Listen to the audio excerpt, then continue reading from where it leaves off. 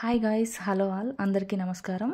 Welcome to 10 days of Navaratri. ఈరోజు నవరాత్రి 9వ రోజు కాబట్టి, అంటే ఇవాళ మంగళవారం వచ్చింది కాబట్టి, నేను ఇవాళ రావుకాల దీపం ఎలా పెట్టుకుంటారు, కావాల్సిన ఐటమ్స్ ఏంటి అనేది ఈ వీడియోలో మీకు చెప్తున్నాను. ఈ వీడియో ఎక్కడా స్కిప్ చేయకుండా ఎండ్ వరకు చూసేయండి. దీపం ఎలా చేస్తున్నాను ఏంటి అనేది మీకు తెలుస్తుంది. అలాగే నాకు తెలియక ఈ వీడియోలో ఏమైనా తప్పులు చేసుంటే క్షమించండి. సాధారణంగా ఈ రాహుకాల దీపం మంగళవారం, శుక్రవారం పెట్టుకుంటారనమాట. ఈ మంగళవారం, శుక్రవారం మధ్యాహ్నం 3 గంటల నుంచి 4:30 సమయంలో ఈ రాహుకాల దీపం అనేది పెట్టుకుంటారు. మరి ఈ రాహుకాల దీపానికి కావాల్సిన వస్తువులు ఏంటో ఇప్పుడు మనం చూసేద్దాం. ఒక పంచపాత్ర తీసుకొని అందులో పసుపు, కుంకుమ, అక్షింతలు, గంధం తీసుకొని ఒక పక్కన పెట్టేసుకుందాము. అలాగే బియ్యం పిండి, కొంచెం ఒక కప్పు బియ్యం పిండి తీసుకుందాము. ఎందుకంటే ఇవి అన్నీ రాహుకాల దీపానికి కావాల్సిన వస్తువులే. 5 నిమ్మకాయలు తీసుకుందాం. అందులో రాహుకాల దీపానికి 8 దీపాలు పెట్టాలి. అంటే 4 నిమ్మకాయలని 2 పీసెస్గా కట్ చేసుకొని వాటిని మంచిగా పీల్ తీసుకొని అందులో ఉండే జ్యూస్ అంతా తీసి ఫిల్టర్ చేసుకొని వాటిని దీపాలలాగా మనం చక్కగా పసుపు, కుంకుమతో అలంకరించుకోవాలి. అలాగే ఒక నిమ్మకాయను మాత్రం పీల్ తీసేసుకోకూడదు. అలాగే వాటిలో ఉండే రసం కూడా తీయకుండా ఇలా పసుపు, కుంకుమ పెట్టేసి పక్కన పెట్టేసుకోవాలన్నమాట. ఈ దీపాలన్నింటిలో పువ్వొత్తులు తెలుసు కదా మీ అందరికీ. అలాగే ఈ పువ్వొత్తుల్ని కొంచెం వెడల్పుగా చేసేసి ఈ దీపాల్లో, నిమ్మకాయ దీపాల్లో పెట్టేసుకొని అందులో ఆయిల్ వేసుకొని ఒక పక్కన పెట్టుకుంటే ఈ ఒత్తులు కొంచెం సేపు నానతాయి అన్నమాట. ఇవన్నీ మనం తయారు చేసుకునే ముందు ఒక చెంబులో నిండా వాటర్ తీసుకొని ఒక పక్కన పెట్టుకోవాలి. ఎందుకంటే మధ్యలో మనకి పూజ చేసేటప్పుడు ఆచమనం అవన్నీ చేస్తాం కాబట్టి ఆ చెంబులో వాటరు ఒక చిన్న గ్లాసులో పెట్టుకొని గ్లాసు ఉద్దరణ తీసి పక్కన పెట్టుకోవాలన్నమాట. అందుకోసమే ఇవి. అలాగే ఒక ప్లేట్ తీసుకొని ఆ ప్లేట్ని చక్కగా, మీకు ప్లాస్టిక్ ప్లేట్ అయితే plastic plate, are paper plate అయితే పేపర్ ప్లేట్, ఏదైనా సరే. నేనైతే ఇత్తడిది తీసుకున్నాను. ఇత్తడి ప్లేట్ తీసుకొని అందులో పసుపు అంతా పూసుకొని ప్లేట్ అంతా శుభ్రంగా అలంకరించుకోవాలన్నమాట. ఎలాగో పసుపు అలంకరించుకుంటున్నాం కాబట్టి పసుపు గణపతిని తయారు చేసేసుకుందాం. పసుపు గణపతిని అలాగే సుబ్రహ్మణ్య స్వామిని చేసేసుకుందాం అన్నమాట. ఈ రాహుకాల దీపంలో పసుపు గణపతిని, సుబ్రహ్మణ్య స్వామిని ఇద్దరిని పూజించాలి కాబట్టి పసుపు గణపతి, సుబ్రహ్మణ్య స్వామిని నేను ఇలా పసుపుతో అలంకరించేసాను అనమాట. ఇలా తయారు చేసుకున్నాను. మనం ఈ రాహుకాల దీపానికి పెట్టుకునే ముందు ఖచ్చితంగా గణపతిని, సుబ్రహ్మణ్య స్వామిని ఇద్దరిని పూజించాలి. మనం ఏ పూజ చేసుకున్నా కూడా మొదటిగా మనం పూజించేది గణపతినే కాబట్టి ఖచ్చితంగా గణపతికి, సుబ్రహ్మణ్య స్వామికి పూజ చేసుకోవాలి. అందుకే ఇలా పసుపు గణపతిని, పసుపు సుబ్రహ్మణ్య స్వామిని నేను చేసుకున్నాను. ఇప్పుడు నేను పసుపుతో అలంకరించుకున్న ఈ ప్లేట్ మీద ముగ్గు వేసుకోవాలి. పద్మం కానీ ఏదో ఒక ముగ్గు, ఆ లోటస్ ఆర్ పద్మం ఏదైనా సరే ముగ్గుతో రంగవల్లిక వేసుకోవాలన్నమాట. అలాగే ఆ రంగవల్లిక మీద పసుపు, కుంకుమ, మామూలుగా మనమైతే రంగోలీ అంటేనే కలర్స్తో బాగా డిజైన్ చేస్తాం కాబట్టి, సో ఇక్కడ కలర్స్ అవన్నీ పనికిరావు. ఏదైనా సరే పసుపు, కుంకుమ కంటే అందంగా ఏది అంత అందంగా కనిపించదు, ఏది అంత బాగా కూడా అనిపించదు. అలాగే పసుపు, కుంకుమ వేసుకున్న తర్వాత నేను దుర్గమ్మ వారి పాదాల కోసం ఒక 4 లీవ్స్తో ఇలా డెకోర్ చేశాను అనమాట. ఈ డెకోర్ ఎలా ఉంది అనేది మీరు నాకు కామెంట్ చేయండి. ఎందుకంటే నాకు వచ్చినట్లు నేను ఏదో ట్రై చేశాను. అలాగే అమ్మవారి పాదాల మీద నేను కొంచెం పసుపు, కుంకుమ, అక్షింతలు వేశాను అనమాట. అక్షింతలు ఎందుకు వేశానంటే అమ్మవారిని దీవించమని కోరుకుంటూ, అలాగే అమ్మ నేను ఏదైనా తప్పులు చేస్తుంటే నన్ను క్షమించండి అని కోరుకుంటూ ఇలా అమ్మవారి పాదాలను అయితే పెట్టేశాను.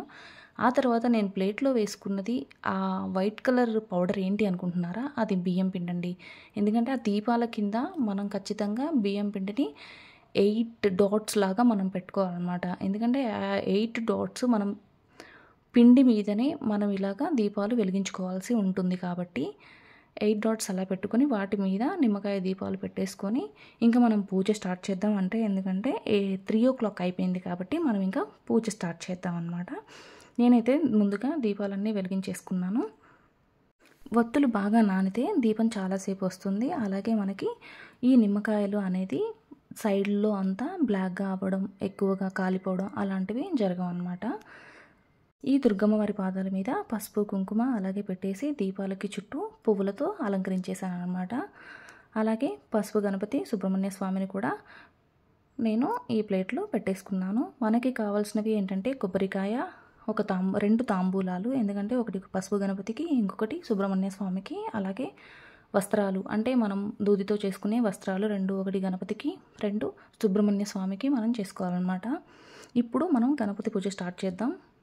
శుక్లాంబరధరం విష్ణుం శశివర్ణం చతుర్భుజం ప్రసన్నవదనం ధ్యాయేత్ సర్వవిఘ్నోపశాంతయే. ఓం ఏకదంతాయ విద్మహే వక్రతుండాయ ధీమహి తన్నో దంతి ప్రచోదయాత్.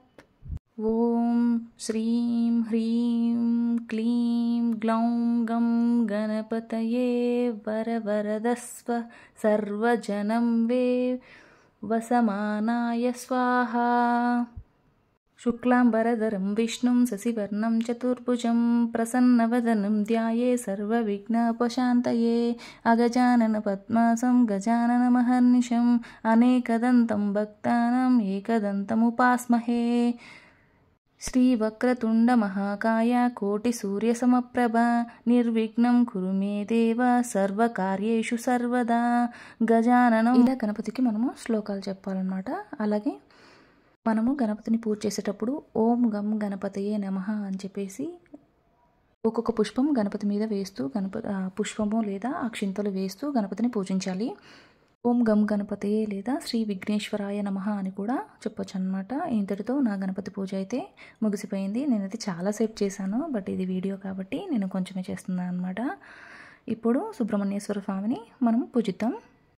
సుబ్రహ్మణ్యేశ్వర స్వామిని పూజించే ముందు సుబ్రహ్మణ్యేశ్వర స్వామి మీద మనము ఈ అష్టోత్తర శతనామావళి చదువుతున్నప్పుడు ఓం స్కందాయ నమః అంటూ ఒక పుష్పం లేదా అక్షింతలు వేయండి. ఓం స్కందాయ నమః, ఓం గుహాయ నమః, ఓం షణ్ముఖాయ నమః, ఓం ఫాలనేత్రసుతాయ నమః, ఓం ప్రభవే నమః, ఓం పింగళాయ నమః, ఓం కృత్తికాకాసూనవే నమః, ఓం శిఖివాసాయ నమః, ఓం ద్విషన్నేత్రాయ నమః, ఓం శ్రీ సుబ్రహ్మణ్యేశ్వర స్వామియే నమః, ఓం శ్రీ సుబ్రహ్మణ్యాయ నమః. సుబ్రహ్మణ్యేశ్వర స్వామి మీద వస్త్రం పెట్టి అక్షింతలు వేసి నమస్కారం చేసుకోండి. స్కందం షణ్ముఖం దేవం శివతేజం చతుర్భుజం కుమారం స్వామినాథం తం కార్తికేయం నమామ్యహం. ఇప్పుడు గణపతి సుబ్రహ్మణ్యేశ్వర స్వాముల పూజ పూర్తయిందనమాట. ఇప్పుడు మనం దుర్గమ్మవారిని పూజించుకుందాం. నేను పక్క ప్లేట్లో తమలపాకులతో అలాగే ఫ్లవర్స్తో మరో పాదాల అమ్మవారిని పూజించాను అనమాట. అలాగే ఆ అమ్మవారి పాదాలకి పుష్పాలతో పసుపు కుంకుమ అక్షింతలతో పూజ చేయాలి. ఈ పూజ స్టార్ట్ చేసే ముందు మనము అష్టోత్తర శతనామావళి చదువుకుంటూ అమ్మవారికి పుష్పాలతో కానీ లేదా అక్షింతలతో కానీ పూజ చేయండి. ఓం దుర్గాయై నమః, ఓం శివాయై నమః, ఓం మహాలక్ష్మ్యై నమః, ఓం మహాగౌర్యై నమః, ఓం చండికాయై నమః, ఓం సర్వజ్ఞానాయై నమః, ఓం సర్వలోకేశ్యాయై నమః, ఓం సరస్వతీర్ధమయై నమః, ఓం పుణ్యాయై నమః, ఓం దేవయోనాయై నమః. సర్వమంగళమాంగళ్యే శివే సర్వార్థసార్థికే శరణ్యే త్ర్యంబకే దేవి నారాయణీ నమోస్తుతే. ఓం శ్రీమాత్రే నమః. శ్రీమాతా శ్రీ మహారాజ్ఞే శ్రీమత్సింహాసనేశ్వరి చితగ్నికుండ సంభూత దేవకార్య సముద్భత. రాహుకాల దీపాన్ని ఎలా పెట్టుకోవాలో మీకు చూపించేశాను కదా. మరి నేను చేసిన ఈ రాహుకాల దీపం ఎలా ఉందో చూసి కామెంట్ చేసేయండి. మరి ఈ రాహుకాల దీపం వీడియో మీకు నచ్చినట్లయితే please like, share and subscribe చేసుకోండి. Bye guys.